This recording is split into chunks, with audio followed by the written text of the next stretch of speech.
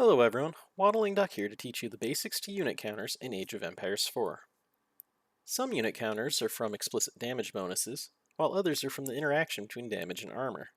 For damage bonus counters, there are 4 groups of units that have explicit counters: light melee infantry, ranged units, cavalry, and heavy units. Which of these groups a unit falls in is indicated on the unit card in the UI, and a unit can fall within multiple groups simultaneously. For instance, a knight is both a heavy unit and cavalry, and a horse archer is both a ranged unit and cavalry. Starting with the generic Age 2 units, we have an easy rock, paper, scissors counter system.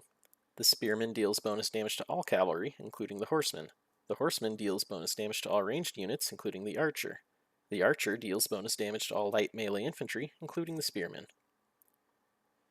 If we add in the other generic ranged units, the crossbowman and the hand cannoneer, we still have a rock, paper, scissors system.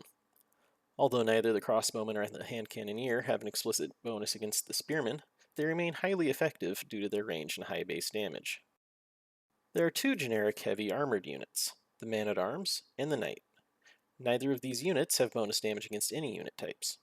However, the crossbowman has bonus damage against heavy units. Up to this point, the counter system remains fairly clean. If we exclude the heavy units, infantry counter cavalry, which counter ranged, which counter infantry. The crossbow counters heavy. However, with heavy units comes additional complexity, and it starts to become a mess. Damage dealt to a target is simply the damage of the attacker minus the armor of the target. What this means is that units with a low base damage may deal as little as 1 damage per hit against armored targets, while units with a high base damage only lose a small percent of their damage against armored targets. In effect, this makes armored units a counter to all units with a low damage per hit, and units with a high damage per hit counters to armored units. Accounting for this, the hand cannoneer counters heavy units, while heavy units counter the archer. The man-at-arms also counters the spearman. Before we go any further, I have to give the disclaimer that an on-paper counter doesn't mean that it will be effective in all situations. The best example of this is the archer. Although it deals very little damage to the man-at-arms, a skilled player will be able to kite the men-at-arms with archers and slowly whittle away their health from a distance. A spearman will win against cavalry, but the cavalry move faster and have the choice not to engage the spearman in the first place. Also, you'll still always want to protect your ranged units with some sort of front line. Although crossbows and hand cannoneers will shred through knights, they will also die quickly to knights if you leave them exposed. The hand cannoneer has the highest raw damage per second among all of the generic units, despite not having any counter damage at all, and thus it excels against any units so long as they have a front line protecting them. Almost every unique unit fits into the counter system in the same way as a generic unit. The Palace Guard, Arbalétrier, Longbowman, Streltsy, and Royal Knight all fill the exact same roles as the generic unit that they replace. The Jugan Nu lacks bonus damage against spearmen, but otherwise fills the same role as the archer. It is countered by all the same units, while dealing great damage against all unarmored targets. The Fire Lancer fills generally the same role as the horseman, with one key difference discussed later. The Camel Rider and the War Elephant are both anti-cavalry cavalry. The Camel Rider has the same vulnerabilities as the horseman, while the War Elephant has the same vulnerabilities as the knight. The Landsknecht is a light infantry, which makes it hard countered by archers. It has high damage per hit in an area of effect, making it suitable against any massed units. However, it is extremely fragile with no armor and as little health as an archer.